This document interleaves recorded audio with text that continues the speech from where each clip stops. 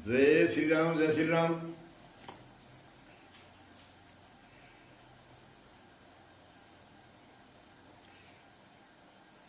रघुनाथ जी का यह रहस्य गुप्त धर्म मर्म जल्दी कोई नहीं जान पाता है।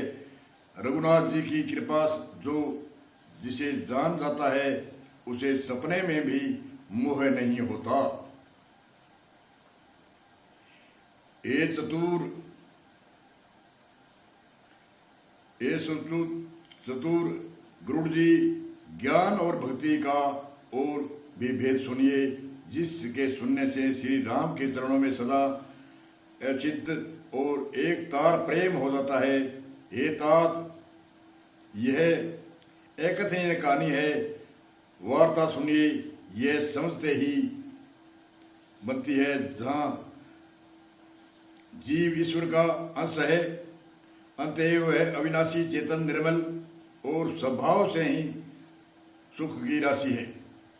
एक गोसाई वह माया बसीभूत होकर तोते और बानर की भांति आप ही बंध गए।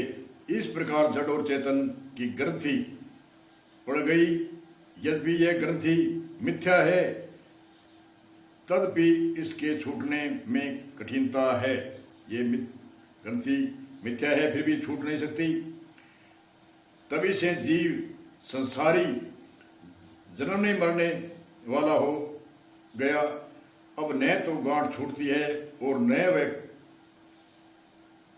वह खुशी होता है। वेद और पुराणों ने बहुत से उपाय बताए हैं, पर वह जीव के हृदय में अज्ञान रूपी अंधकार विशेष रूप से छा रहा है। इससे गांठ देख ही नहीं पड़ती। छूटे तो कैसे छूटे, जब कभी ईश्वर ऐसा सहयोग जैसा आगे कहा जाता है उपस्थित कर देते हैं, तब भी कदाचित ही वह ग्रंथि छूट पाती है। आगे बताते हैं।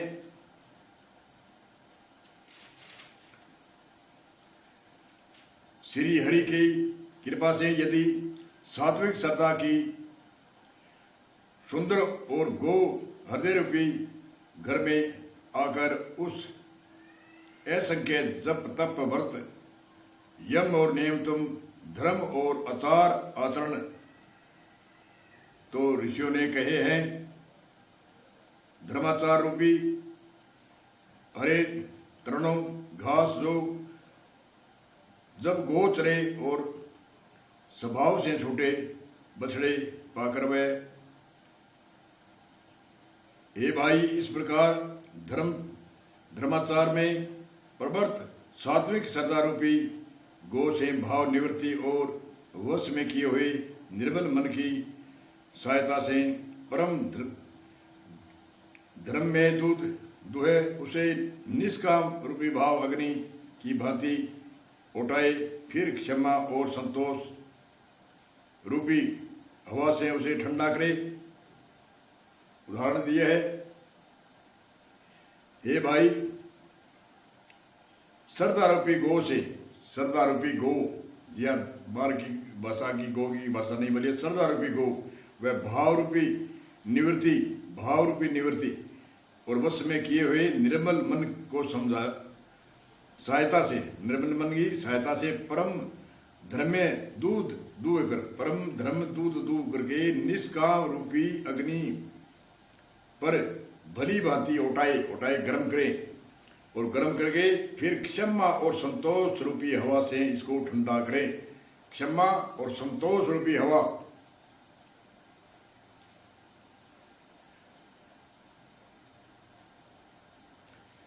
और धैर्य तथा सम मन का निग्रह रूपी जमान देकर उसे जमावे। जमाने को तरीको बताए है, संतोष रूपी हवा से तो ठंडा करना और धैर्य तथा सम मन ने रोकनो। धैर्य और सम दो बताए। धैर्य मतलब हमें धैर्य रखना चाहिए। धीरे रे मन धीरे धीरे सब कुछ होए, माड़ी सीचे बाग को ऋतु आया फड़काए। धैर्य और सम मन को रोकना, मन निग्रह रूपी जमावन देकर उसे जमावे। जैसे दूध महिला जमाती है, इस तरह से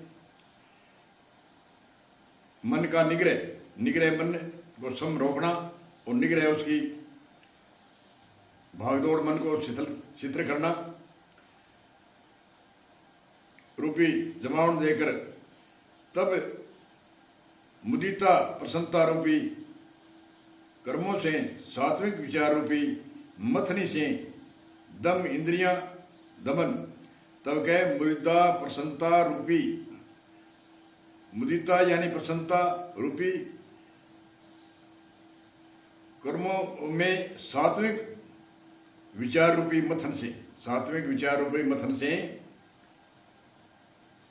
दम इंद्रिय के इंद्रियों को रोकना के आधार दम रूपी खंबे मतलब जैसे झरना होता है, उसी तरह से दम नाम इंद्रिय को रोकना, उसका खंबा सत्य और सुंदर वाणी रूपी रस्सी लगाकर, सत्य और सुंदर वाणी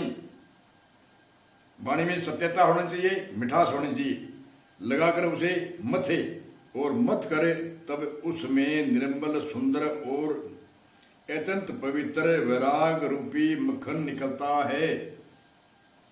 उसको मथन करे।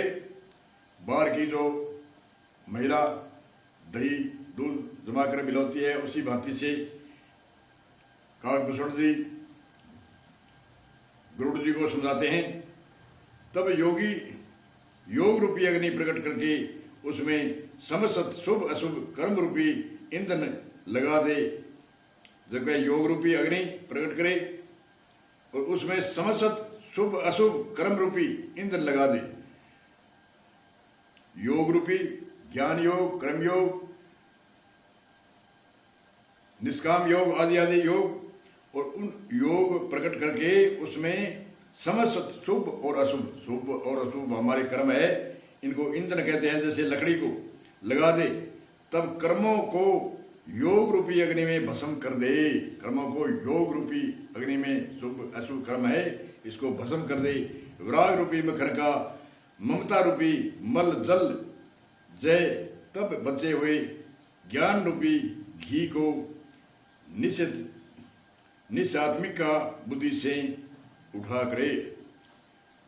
उसके बाद में निकलता है घी, यानी समस्त कर दे विराग रूपी मक्खन का ममता रूपी जल, तब बचे हुए ज्ञान रूपी घी को नित्यात्मिक बुद्धि से ठंडा कर ले।